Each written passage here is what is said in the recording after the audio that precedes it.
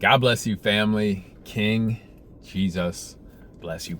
You know what? Actually, I wanted to, we're going to be speaking about is this a Mystery Babylon setup? If America is Mystery Babylon, with something that our government, our Secretary of War, just stated yesterday. Let's talk about that. But before, it was on my spirit, just some good news, some great news from John chapter 14. Let not your heart be troubled. Jesus speaking. Ye believe in God, believe also in me. Wow, that's like a wink of the Lord saying, I am one with him.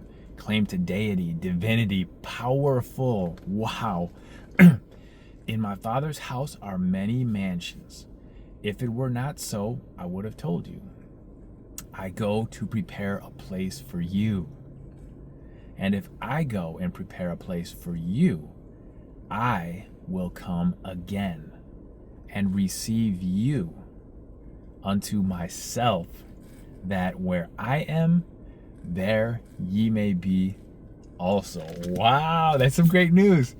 Okay, so Jesus preparing a place, mansions, and he was saying if it wasn't so, he would have told us. He's honest with us about everything. He keys us into things. He only knows the Father, and to whom he reveals things, right? Daniel chapter 12, things sealed up regarding the end until the time of the end. Here we are.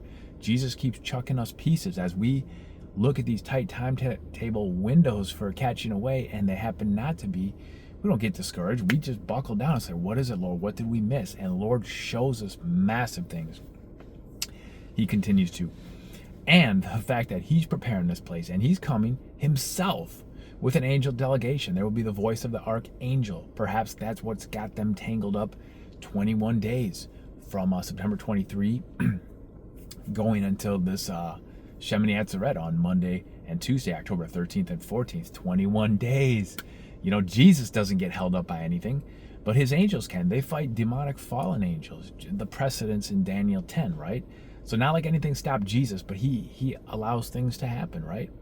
And just like in Daniel 10, he allowed his angel to get caught up for 3 weeks. He could have been like, no, I'm going to give you victory. But the Lord's ways are not our ways. We see it as a delay. We feel it as a delay. But to the Lord, perhaps he left on Feast of Trumpets, September 23rd. And perhaps at the end of Feast of Tabernacles, just here in a couple days, he's going to come and take us and fulfill those 2 feasts out of 3 remaining. Boom, boom. Fulfill them both with rapture. Wow.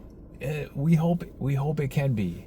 And it's very exciting. But yeah, Jesus coming himself. He's preparing the places for us. That's just great to think about. It was on my spirit earlier, and I wanted to share that off the jump. Okay, Secretary of War Pete Hegseth. So just yesterday, Friday, I think it was just yesterday, he sat down with Qatar's Minister of Defense, Sheikh something Al Thani. All right, and they signed each other's little booklets and theirs, and they held them up and they shaked hands, and they said, Hegseth, quote, "Today we're announcing a letter of acceptance in building a Qatari Emiri Air Force facility at the Mountain Home Air Force Base in Idaho." All right, so Israel said in June of this year, they have documents showing that Qatar gave millions of dollars to Hamas, and a whole lot of other evidences in terms of them sponsoring terrorism, right? Okay. Now, Trump's Secretary of War, Pete Hegseth, is sitting down with this guy, inviting him into our country, doing a deal with him, saying we want better interoperability and teamwork and these different things with Qatar, hence that. So instead of training them for, I think, flying F-15s and stuff in Qatar, they said it would be better to do in America for, I think they said logistics and aerospace, stuff like that. Whatever lies they're saying. But what the heck? Why would we ever, like... What are those who call evil good and good evil? This is so upside down. Why would you ever? And then later that day on social media, Hegseth said, quote, "To be clear, Qatar will not have their own base in the United States, etc., etc." Yeah, right. The fact is, it doesn't matter. Like, the door is open. They're coming in. They're invited in. Now, regarding Mystery Babylon, if America is her, I think she is. Can you imagine if they're doing U.S. and Qatari airmen are doing some joint exercise drill, and the Qatari guys just go rogue, and they do what? They hit some of our nuclear, where we're storing nukes in this country, other infrastructure. Maybe it's not the final blow, but could they just create something like just really kind of break down the gates and allow for other things to happen? The way Revelation 18 reads out, in like 3 or 4 times it says in a day and in an hour. This destruction is swift that happens. Who knows whether they have a nuclear warhead on a missile and they fire those in. They have several F-15s who do that. Who knows? Or if we're already infiltrated in America and they hit targets that they're saying we've got nukes here, like, cause destruction somewhere else while we do a bigger hit. Anyways, I speculate on all of those things, but just the fact that the door has been opened to them made me think immediately when I saw that. I said it out loud. I said, America is definitely Mystery Babylon and we're getting smoked. Like, I said that out loud. As soon as I saw this and as soon as I saw the little video clip and just read it, I'm like, wow, we just red carpet, opened the door, said, come destroy us. Like, as if we're not already infiltrated. And America has to be brought down low. The West has to be reduced for Antichrist figure to come and all the world to be clamoring after him. Now that a superpower America brought down low. It has to happen. It will happen. It absolutely will happen. The question is, and hopefully we're not here to see it. We're in birth pangs, so we could see more things pop off, even still today. In terms of entire Mystery Babylon, America being smoked, I believe we'll be raptured when destruction comes on Mystery Babylon. Like when the bombs come down, we go up type of thing. Red Sea type of moment. Where we're like, this is nuts, we're gonna die.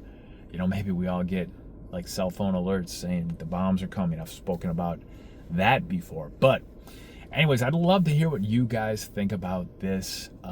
What was in your spirit when you heard this right away, that they're doing this deal, Qatar, come on in here, knowing that Qatar sponsoring terrorism, funding terrorists, and now America's taking them in? Absolutely unbelievable. But be encouraged by that John 14 scripture I read you, and that in a few days we do have Shemini Atzeret, Monday the 13th into Tuesday, October the 14th. My birthday's on October 16th. Lord, may we be raptured in the next few days. We are hopeful. We are encouraged because we see the beast system framework going up. We feel the clamps coming down on us. Man, it's terrifying if you don't know Jesus. But if you know Jesus, you can look at these things and be like, it's now. They're doing it now. So be encouraged in that regard. Stay in your words. Stay in prayer. Stay in the prayer closet. Integrate fasting. I was doing a bunch of fasting earlier today for a long time, holding out most of the day till I finally ate, as I felt a lot of spiritual warfare and heaviness and just enemy tactics that I could write a book about. So let me know in the comments also how you guys are doing with spiritual warfare too. Have you been feeling it, and in what kind of ways, generally or specifically? Sometimes it's good to put the tactics in the light of the enemy, to expose them in the light, so we can be like, okay, it's not just me. I thought I'm gonna die out here, but you guys are going through it too, right? Sometimes it's nice to talk about these things in the light. All right, guys, thanks for watching my video. Please hit the thumbs up, subscribe to my channel, and consider sharing this video with at least one person. Jesus willing, I'll see you next time. God bless you.